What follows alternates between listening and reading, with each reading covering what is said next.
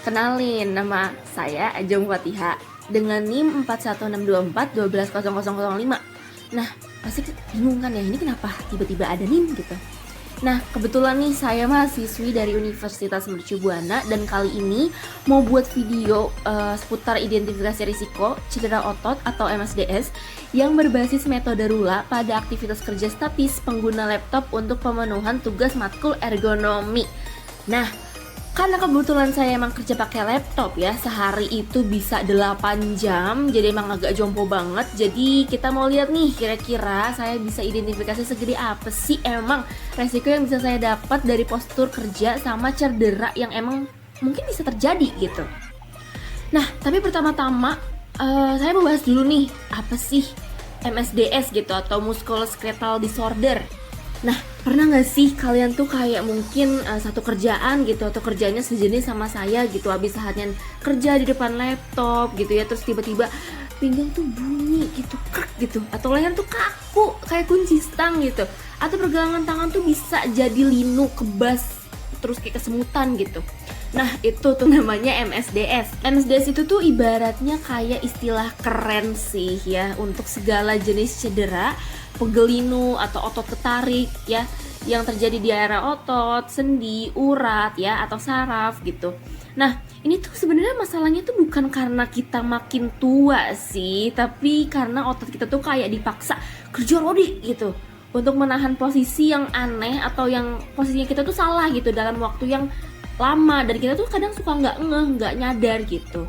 Nah, mungkin contoh paling sering gitu ya, itu tuh case-nya tuh carpal tunnel syndrome atau pergelangan tangan yang kesemutan, linu, atau gara-gara tuh posisinya tuh pegang mouse itu tuh yang agak mendongak terus-menerus.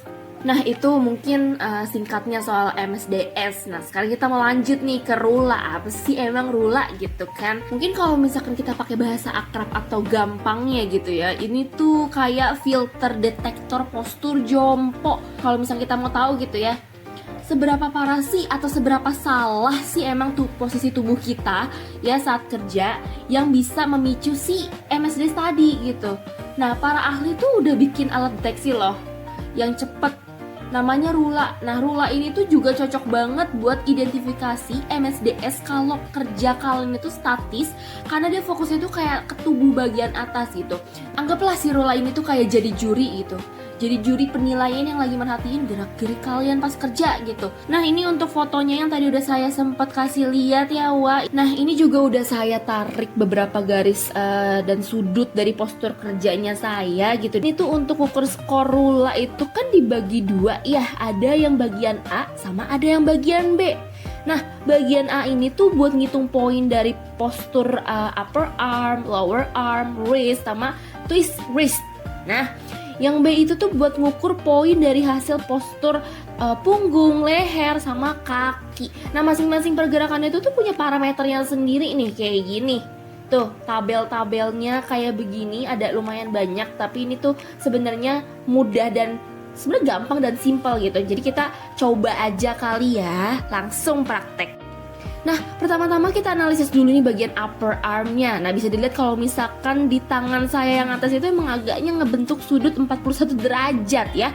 Nah, makanya kita bakal kasih poin ini sebesar 2 sesuai dengan tabel parameter yang tadi.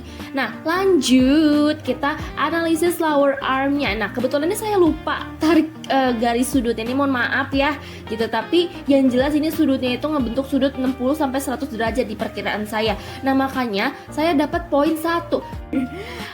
Aktivitas saya kan biasanya mengetik di laptopnya itu cepat, udah gitu kayak bolak-balik ke mouse ya, karena itu di laptop saya tuh kayak ada ganjelan biar agak laptopnya tuh agak tinggi gitu, jadi saya suka bolak-balik buat ngetik, terus habis itu kadang bolak-balik lagi buat ke mouse, jadi kayak berulang-ulang kali, jadi ada repetisinya gitu.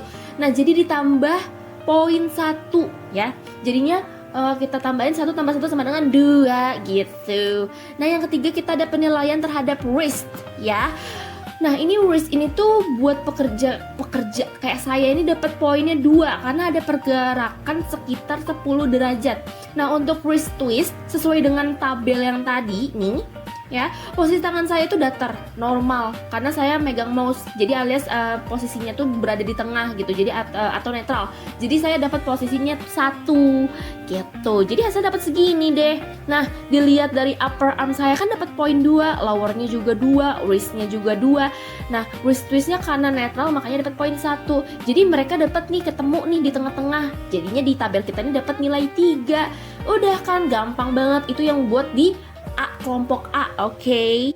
Kita lanjut ke kelompok B, oke. Pertama-tama kita buat postur leher nih teman-teman. Nah, penilaian di leher ini aku kasih skornya tuh 1. Karena kenapa? Karena pergerakannya tuh kayak cuman di 0 sampai 10 derajat doang gitu. Jadi penilaian terhadap punggung juga dapat kecenderungan leher condong sedikit ke depan dan mempertahankan posisi tersebut itu dalam durasi yang cukup lama. Jadi dapat poin nih sekitar 1.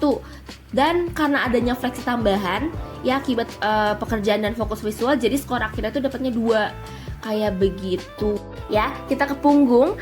Nah, karena jangkauan gerakan punggung ini diberi skornya itu 1 karena apa? Karena kita berada dalam posisinya tuh normal di 90 derajat. Terakhir ya, nomor 3 itu penilaian terhadap kaki. Nah, kaki ini aku kasih poin tuh 1 karena kakiku tuh seimbang ya. Ini tuh lumayan netral juga posisinya. Nah, jadi untuk di tabel kelompok B ya, jadi tinggal segini. Kita pas-pasin aja. Lehernya dapat poin 2, punggung 1, kaki 1. Ketemu deh di kelompok B ini ada di 2 di tabelnya. Lanjut part terakhir, oke. Kita gabungin poin kelompok A sama B di tabel. Nah, karena A ini ada 3 dan B ini ada di 2, makanya kita tandain nih tabelnya kayak begini, warnanya beda gitu. Terus kita ketemu deh, skor akhirnya ada di 3. Nah, terus di 3 ini termasuk kategori apa? Kategorinya itu sedang ya, yang perlu mungkin agak sedikit ada tindakan gitu ya buat kedepannya. Emang bahaya? Enggak sih ya, jangan panik dulu. Skor 3 itu tuh artinya low risk ya, resikonya rendah. Jadi badannya tuh belum encok, tapi itu tuh kayak tanda lampu kuning halus. Jadi otot tangannya itu mulai kirim-kirim kode siaga gitu. Aku sih suspeknya tersangka utamanya itu pergelangan tangan sih ya, yang terlalu mendongkak pas pegang mouse gitu ya. Jadi solusinya itu biasanya ya harus nurunin sudutnya ke zona aman ya, di rentang 0 sampai 15 derajat aja gitu. Jadi gampang banget nih caranya, tinggal atur aja tinggi kursi sampai lengan bawah sejajar sama meja. Terus tinggal tambahin aja mousepad yang ada bantalannya, langsung berasa adem tuh pasti ya kan. Terus habis itu jangan lupa nih guys, 1 jam sekali itu lakuin wrist twist atau putar-putar pergelangan tangan. Jadi biar otot itu nggak kaku, nggak kayak kanebo kering gitu. Udah deh, beres gitu ya kan. Perubahan kecil aja tuh bisa bikin kerjaan kamu lancar dan kamu nggak jadi remaja atau young adult yang jompo. Oke, segitu aja mungkin ya, sekian dari saya. Mohon maaf kalau misalkan ada kekurangan. Wassalamualaikum warahmatullahi wabarakatuh. Terima kasih Ibu dan juga teman-teman yang udah menonton sampai akhir.